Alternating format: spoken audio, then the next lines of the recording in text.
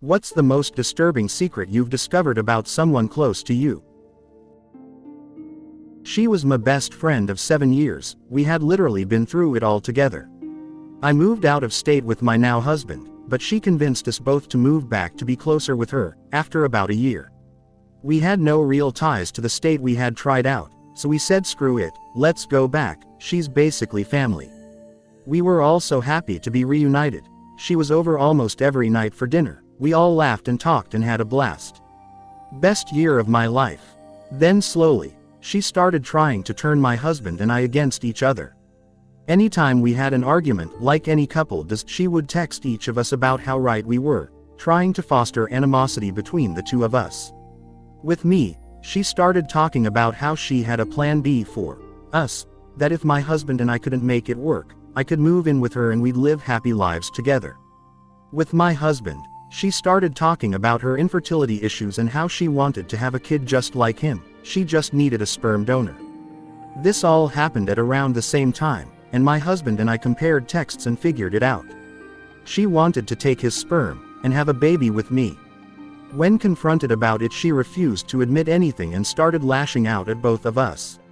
It got to the point where she would show up unannounced, banging on the door, demanding a place in our home. It was so terrifying and panic-inducing that we ended up having to move and change our phone numbers. I guess it's so disturbing because I had never had a friend like her, only to find out that she cared about me, but in such an unhealthy and scary way. But yeah, that's my story. Husband and I are great now, by the way. When I was young I had vague ideas about my uncle being dodgy. In that at family events such as weddings etc. my parents would tell me and some of my cousins to stay away from him.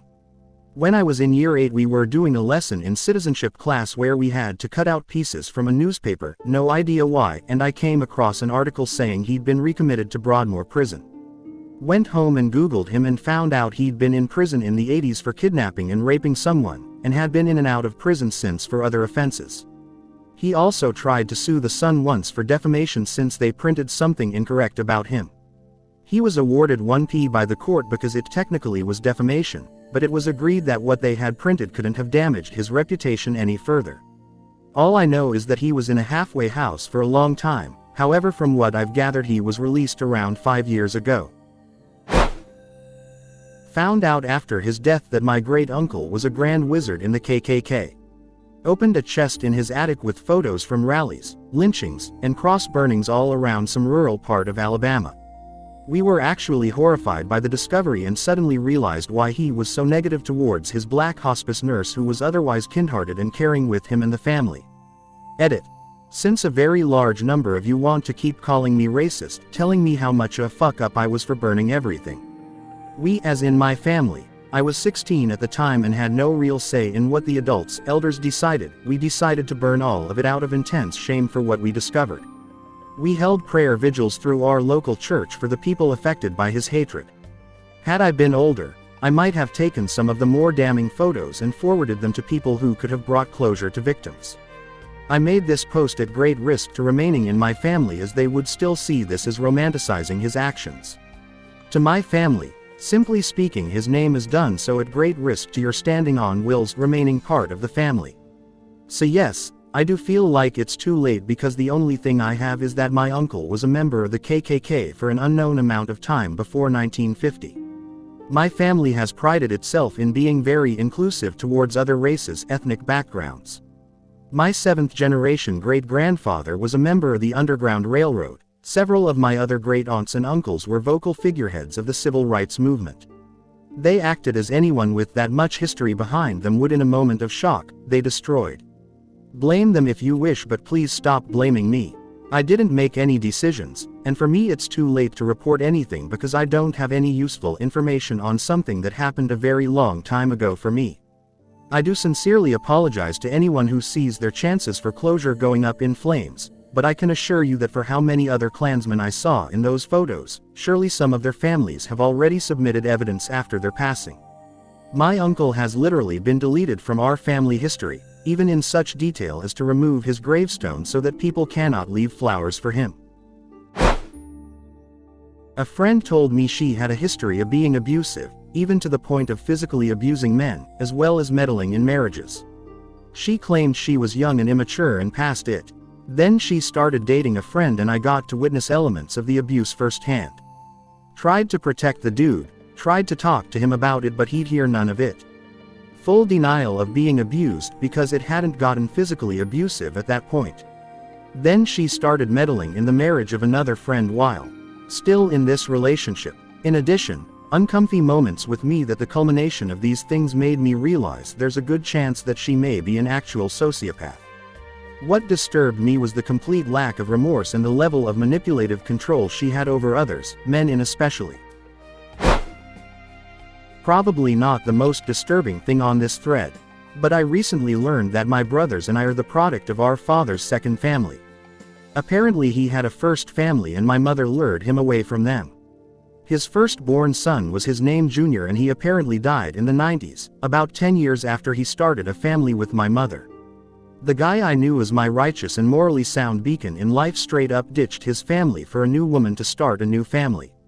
He never spoke to them again. I'll never look at my parents the same again. My older brother and I have gotten closer since finding out, which is cool. But it's so fucking disturbing to me how much we were lied to. I'm really wanting to do a DNA test to see if I have any long-lost half-siblings or cousins. Not someone emotionally close but physically close by. Moved to a new town when I was about 11 into a house right by the local church. When we moved in, some neighbors introduced themselves and advised our mum that we shouldn't attend the youth club at the church as the man who ran the youth club was being investigated as a sex offender for grooming children there. He went to prison and served a couple of years or something.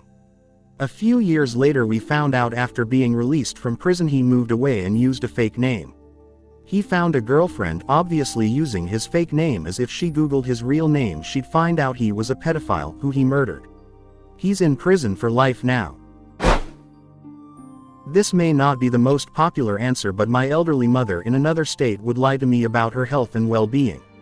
I always kept close tabs because she was in her 80s and everything appeared to be fine till I got a call from her friend who filled me in on what was really happening. A lot of bad health stuff, it turns out. Long story short, ended up in assisted living ultimately as she needed it. I hear this happens a lot as the elderly don't want to be put in a home. But in her case she was literally on the verge of accidentally killing or dangerously injuring herself. So while it sucked to have to go to assisted living, if she truly wanted to live as long as possible it was necessary. And the place was quite nice anyway. Moral of this story: if your loved ones are elderly, do more than just take their word on how they are really doing if you are able. My sister's son, at the time in his 30s, got arrested at the border with child porn. He pissed off the border guard who then demanded to search his laptop and got caught. He didn't get far with it but was also trying to record his half-sister's 10-year-old daughter changing. He was of course arrested and had his electronics seized, but due to some screw-ups on the part of the Crown prosecution his case ended up being thrown out. He spent about 3 days in jail over the 2.5 years his case went through the system. None of us, his family who were close to him, had any idea at all that he was interested in kids. Most of us interact with him at a distance or not at all. A friend of mine slept with her boyfriend's best friend when extremely drunk, and I think her third child is his.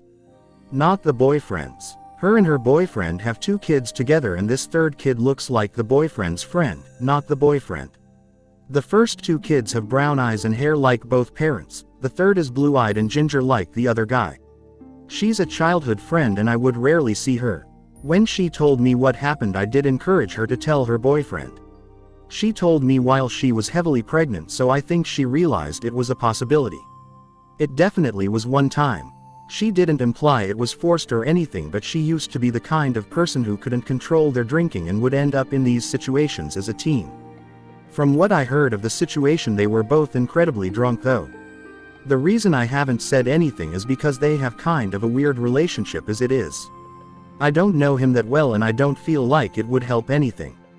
They're dating but they don't act like a couple and they don't live together, and her boyfriend doesn't really provide for the 2 confirmed kids anyway. He was making a lot of money while my friend only had holy clothes to wear, was struggling to get by. I'm not really sure why they're in a relationship, but they are. It's public on his profile too. Around the time the third baby was born, the boyfriend's dad also passed away. I don't think her boyfriend cheats, it's just a weird relationship. Although I'm very against cheating, I kind of feel like it's not really my place to rock the boat. Nothing is confirmed paternity-wise and I'm not in contact with either of them IRL for the past few years. But every time I see that child I remember her telling me what happened. A good friend was cheating on her boyfriend with 3 other guys in various parts of the country. Would hop on a plane to go to LA for a work conference, and see one guy, come back home, leave again in a month to see another guy in Seattle for a week with another excuse for work-related reasons. This went on for 6 months. I found out about it when she called me from Phoenix asking if there was a way I could bail her out of a bad situation, bawling her eyes out in a Starbucks bathroom, because she thought the dude was going to either kidnap her or worse. She was able to get out of the situation and get home. Boyfriend ended the relationship and she got chastised by most of her friends, but at that point we were just happy nothing terrible happened. Thanks for watching the video. Don't forget to like and subscribe to our channel so you don't miss out on the best Reddit stories.